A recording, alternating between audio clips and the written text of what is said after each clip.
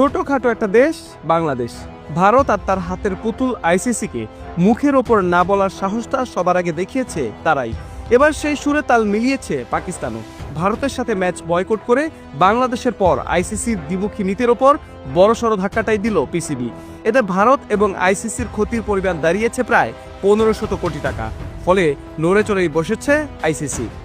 গত বছর অনুষ্ঠিত চ্যাম্পিয়ন্স ট্রফির পরিসংখ্যান বলছে আইসিসির মোট আয়ের প্রায় 36% আসে ভারত বনাম পাকিস্তানের ম্যাচ থেকে।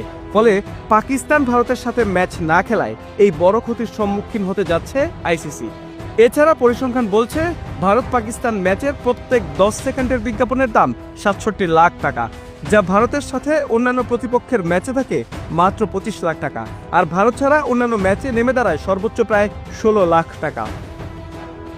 ভারত পাকিস্তান ম্যাচের মোট সময় ধরা হয় 180 মিনিট। এতে কমার্শিয়াল টাইম থাকে 45 মিনিট, স্লট থাকে 270টি, যার প্রতিটি স্লট বিক্রি হয় 67 লাখ টাকা।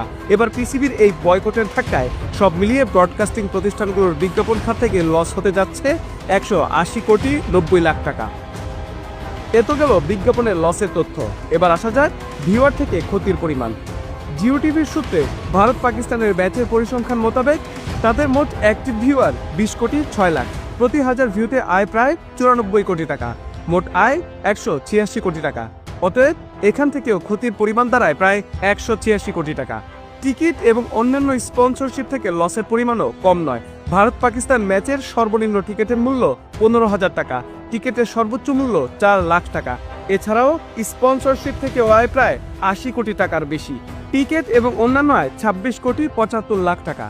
ভেন্যু বিবেচনায় যা আরও বাড়তে পারে। এতে সব মিলিয়ে এই খাত থেকে আইসিসির লসের পরিমাণ দাঁড়ায় 110 কোটি টাকারও বেশি। প্রথমে বাংলাদেশ, এরপরে পাকিস্তান।